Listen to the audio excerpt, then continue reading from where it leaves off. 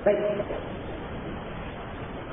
Nah, setelah kita mendengar uraian tentang telaga ini, maka seorang muslim hendaknya menjalani sebab-sebab yang menyebabkan dia bisa termasuk dari orang-orang yang minum dari telaga ini. Yang pertama, jangan membuat perkara baru dalam agama. Jangan membuat perkara baru dalam agama. Kemudian yang kedua, hendaknya dia membersihkan dirinya, membersihkan hatinya dari menipu kaum muslimin, benci kepada kaum muslimin, atau benci kepada pilihan umat ini, yaitu para sahabat Rasulullah sallallahu alaihi wasallam.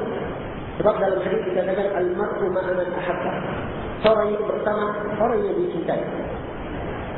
Kalau dia cinta bersama para sahabat Rasulullah sallallahu alaihi wasallam, maka dia akan bersama mereka. Nah, kemudian yang ketiga, hendaknya menjauhkan dirinya dari membuat kedustaan terhadap Allah Subhanahu wa taala. Ya.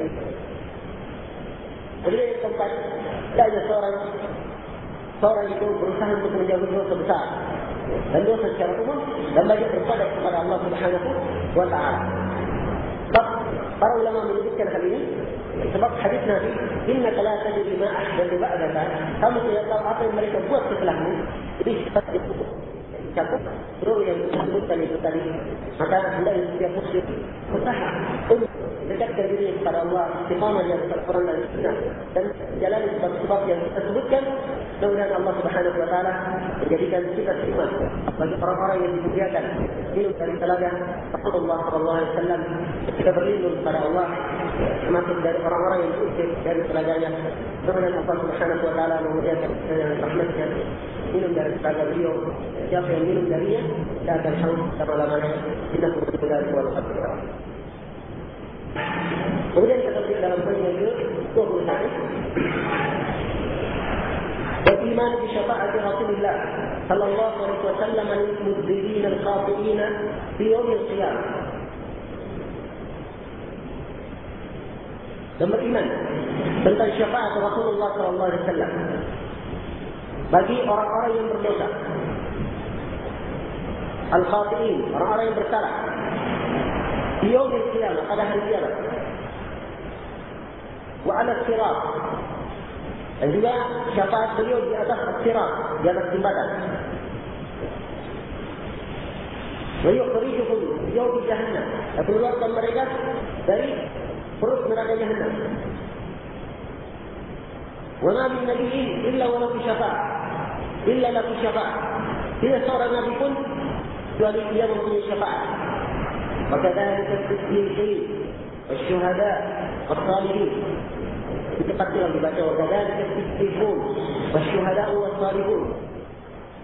Dan demikian pula as-siddiqun, orang-orang yang siddiq.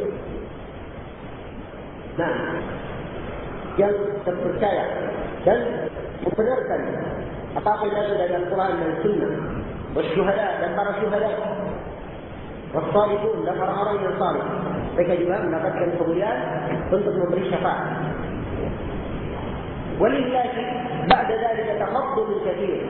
Dan bagi Allah setelah itu keutamaan yang sangat banyak.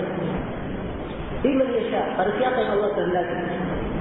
Wal khuruj min an-nar ba'da ma ihtarafu wa saru fahama. Jadi kita harus mengimani tentang adanya nanti yang keluar dari neraka setelah mereka terbakar dan sudah menjadi arak.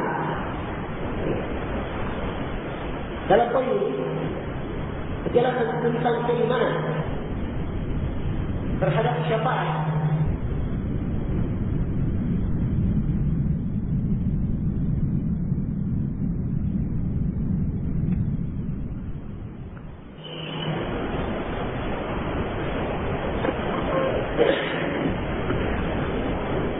Terhadap syafaat Rasulullah sallallahu alaihi wasallam. Dan syafaat itu arti secara bahasa dari kalimat asy-syafa'. Asy-syafa' lawan dari janji.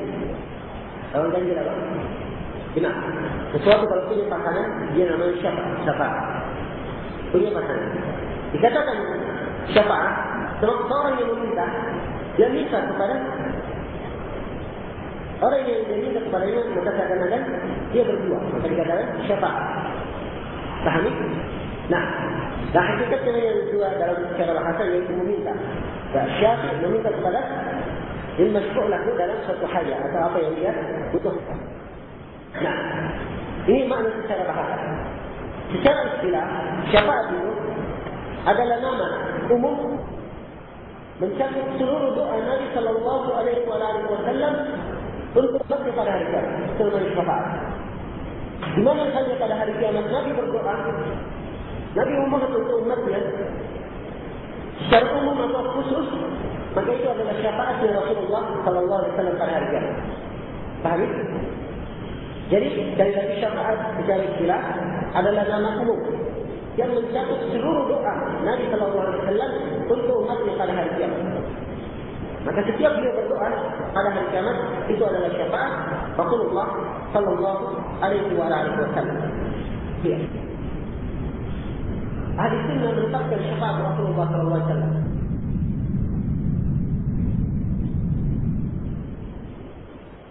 Ada beberapa jenis syafaat yang dimiliki oleh Rasulullah sallallahu alaihi wasallam.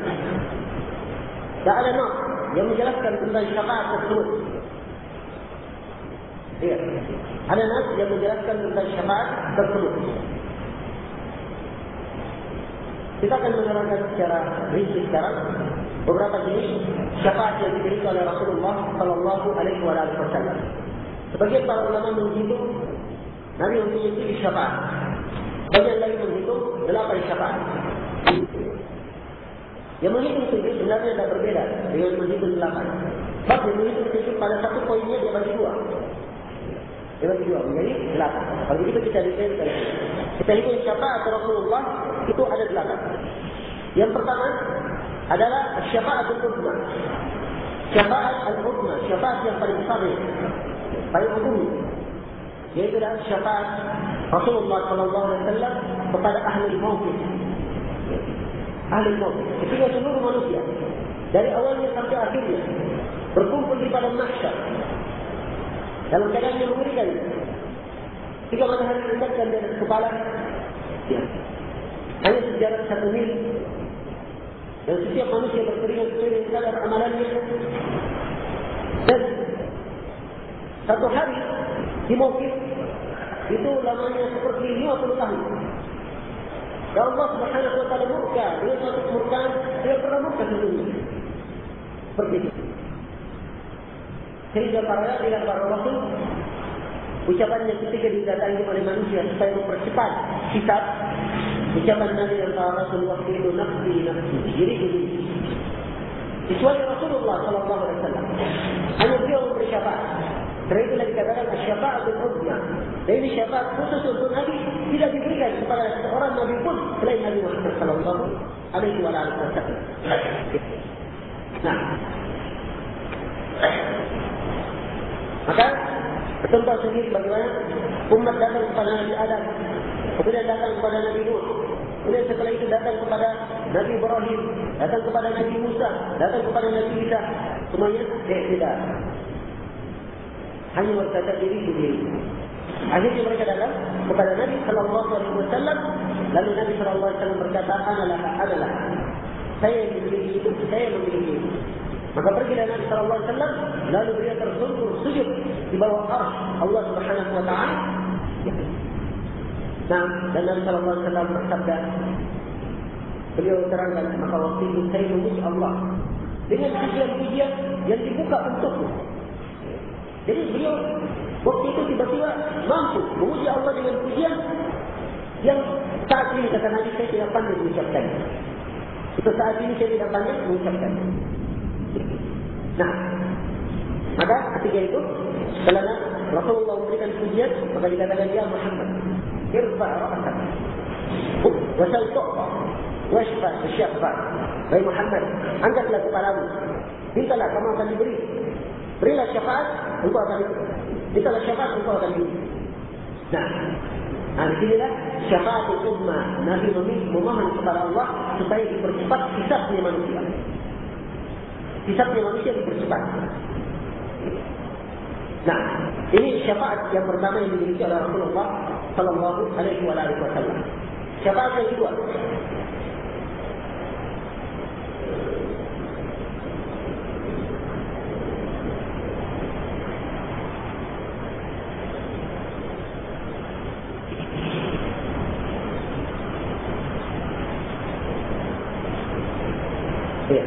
syafaat yang kedua adalah syafaat Rasulullah Sallallahu Alaihi Wasallam untuk sekelompok orang masuk ke dalam surga tanpa hisab dan tanpa adab. Syafaat Nabi kepada sekelompok orang masuk ke dalam surga tanpa hisab dan tanpa adab. Para ulama berdalilkan untuk jenis syafaat ini dengan hadis Muqtasyah dan Mishfar. Ketika dia berkata, ya Rasulullah, doakan saya supaya saya termasuk mereka. Kata Nabi, anta minum. Sudah janjikan, nanti akan didoakan kamu dari mereka. Nah, baik. Ini yang kedua. Kemudian jenis syafaat yang ketiga,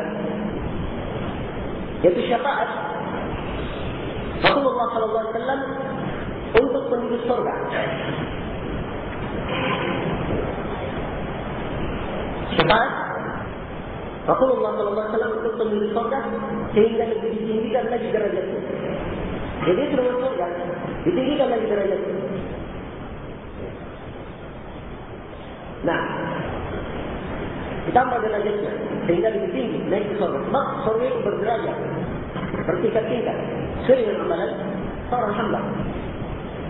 Ya. Kemudian syafaat yang keempat adalah syafaat Rasulullah SAW untuk pamannya Abu Talib. Syafaat Rasulullah untuk pamannya Abu Talib sehingga diringankan untuknya siksaan. Dan Abu Talib adalah penghuni neraka yang kekal dalam neraka dan mendapatkan siksaan yang paling ringan. Itu pun siksaan yang paling ringan, dia menyangka bahawa dia yang paling berat siksaannya. Nasallallahu alaihi wasallam. Apa siksaan itu? Panaskan terompah. Nah, dari api dimasukkan ke dalam kakinya, maka menjadilah isi kepalanya. Nah, ini siksaan yang paling ringan dalam neraka. Kira-kira bagaimana siksaan yang dia dapat? Semoga Allah Subhanahu wa taala menjadi ketua dari api neraka. Ini syafaat yang berapa? Yang keempat. Empat jenis syafaat ini tidak diingkari oleh ahli bidah, tidak ada yang mengingkari dari kalangan ahli bidah. Empat jenis syafaat berikutnya ini yang terdapat jenis pengingkaran terhadap ahli bidah. Ini empat jenis syafaat berikutnya yang akan tersebut oleh Imam Al-Barbahari rahimahullah taala. Iya.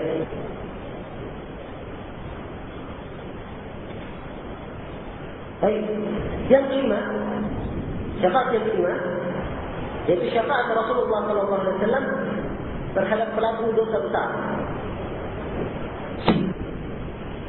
Terhadap pelaku dosa besar.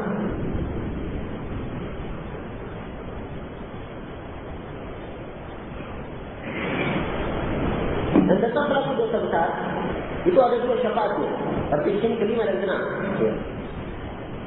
Bagaimana itu? Ada pelaku dosa besar, antara timbangan kebaikan dan kejelekannya lebih banyak. Artinya kalau kejelekannya lebih banyak, kemana arahnya? Ke dalam neraka. Kan begitu ya? Maka dengan syafaat Rasulullah SAW, dia pun diampuni dan dimasukkan ke dalam surga. Jadi ditinggikan kebaikannya, lalu dimasukkan ke dalam surga. Ini syafaat yang kelima. Jenis yang keenam, pelaku dosa besar sudah masuk di dalam neraka. Kemudian Nabi memberi syafaat, kemudian setelah itu dia keluar dari neraka. Ini yang disebut dalam hadis Rasulullah SAW, syafaati li ahli al-kaba'ir min ummah. Syafaatku untuk orang yang berbuat dosa besar dari umatku. Syafaat juga didapatkan oleh orang yang berbuat dosa besar dari umatku. Baik, ini syafaat jenis yang ke-6. Ini yang dikali oleh ahli bidah dari kalangan Al-Khawarij wal Mu'tazilah. Khawarij dan Mu'tazilah kan jelas ya. Khawarij, orang yang berbuat dosa besar kafir keluar dari Islam. Itu kan prinsipnya Khawarij. Karena itu tidak pantas dikatakan dia keluar lagi dari neraka. Jadi itu prinsipnya Khawarij sehingga dia mengingkari syafaat ini. Kalau Mu'tazilah prinsipnya apa? Pelaku dosa besar di manzilah dan manzilatain. Dalam satu kedudukan antara dua kedudukan. Antara iman dan kekufuran, antara iman dan kekufuran. Jadi bukan kafir, bukan pula muslim. Karena itu kalau dikatakan dari neraka dikeluarkan, bertentangan dengan prinsip mereka. Karena itu mereka ingkari. Dan demikian ahli bidah dari dulu. Bikin dulu kesimpulan-kesimpulan. Bikin kesimpulan-kesimpulan. Setelah buat kesimpulan, baru cari dalil. Maka kalau tidak dapat dalil atau ada dalil menginti kesimpulannya, langsung ditolak. Wallahul musta'an. Jadi juga mirip perbuatan sebagian orang, ya, kerjanya berbuat dahulu, nanti setelah berbuat baru cari fatwa dari ulama. Nah, ini dari perkara-perkara yang tercerah hendaknya setiap salafi menjadi hal yang seperti ini. Kita di sini untuk berilmu sebelum berucap dan beramal. Itu asal prinsip kita. Allah musta'an. Syafaat yang ke-7.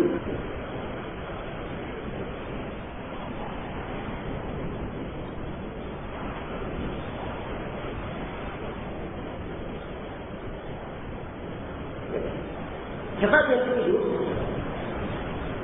itu adalah syafaat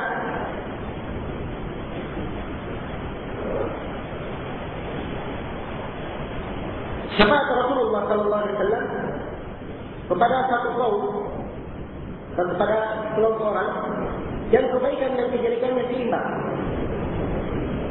sehingga mereka berada di Al-A'raf. Al-A'raf antara surga dan neraka.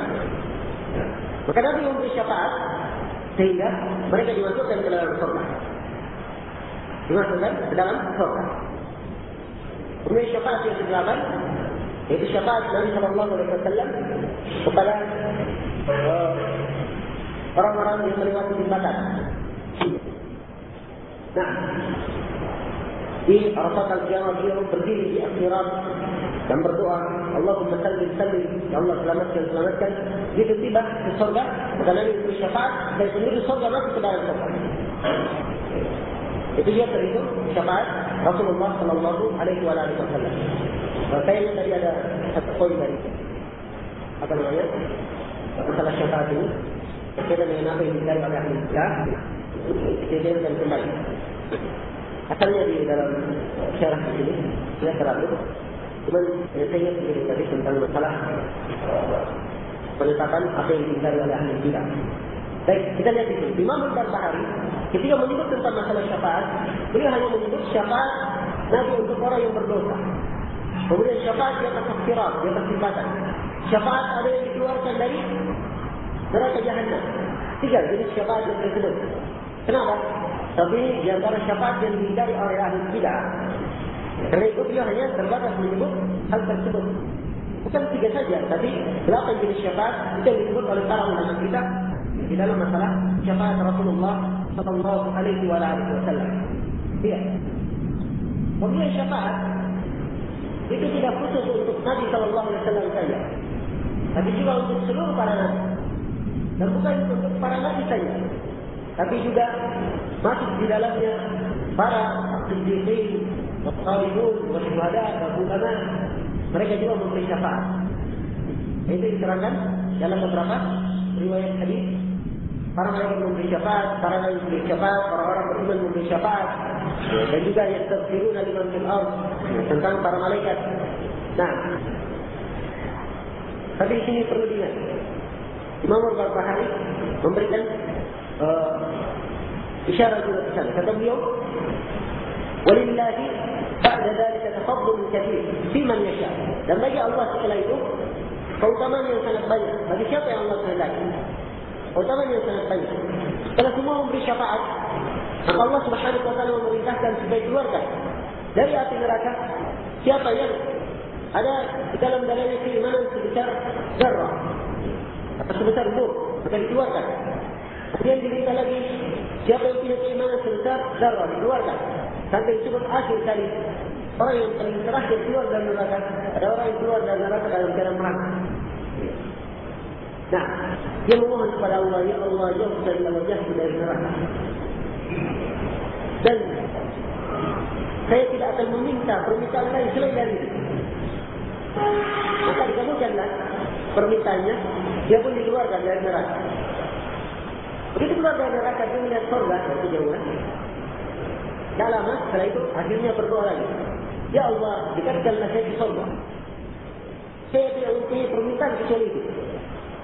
Maka dikatakan wahai betapa khianatnya kamu anak Adam. Tadi kamu minta mengatakan tidak akan minta lagi.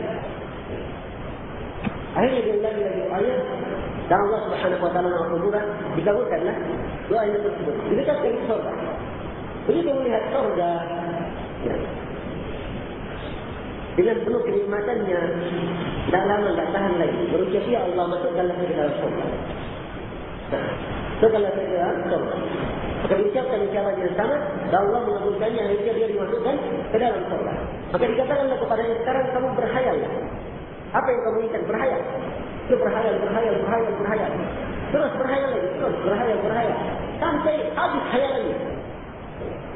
Kalau sudah, terputus sudah, habis sudah sama sekali. Maka Allah firman, untuk kamu apa yang kamu hayalkan, dan 10 kali lipat bersama dengan itu. Nah, itu keutamaan Allah Subhanahu wa ta'ala ini disebut yang paling terakhir keluar dari neraka. Dalam hadis riwayat Al-Bukhari. Baik. Jadi katakan bagi Allah setelah itu tafaddulun katsir. Keutamaan yang sangat banyak. Biman yasha, pada siapa yang Allah kehendaki. Ini syarat bahwa syafaat itu dengan 2 syarat. Ada syaratnya, seorang mendapat syafaat. Ya.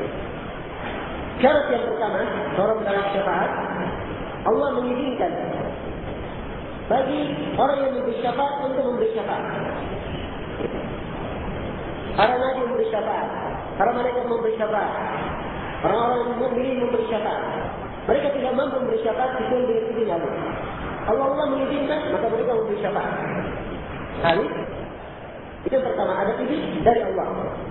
Syarat yang kedua, seorang yang mendapat syafaat, apabila yang diberikan syafaat ini akan dimintakan untuknya syafaat, itu diridhai oleh Allah Subhanahu wa ta'ala. Maka keluar darinya orang kafir. Orang kafir tidak diridhai. Terkhusus pada Abu Thalib, itu kekhususan untuk Nabi sallallahu alaihi wasallam. Nah, jadi syafaat itu dengan 2 syarat. Dengan izin Allah dan dengan ridha Allah Subhanahu wa ta'ala.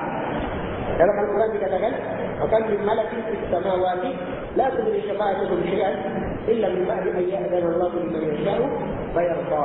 Dan betapa banyak dari para malaikat di langit tidak bermanfaat syafaat mereka sedikit pun kecuali setelah Allah memberikan izin kepada siapa yang Allah kehendaki dan siapa yang Allah ridhai. Ya. Maka syafaat itu adalah dengan izin Allah Subhanahu wa ta'ala.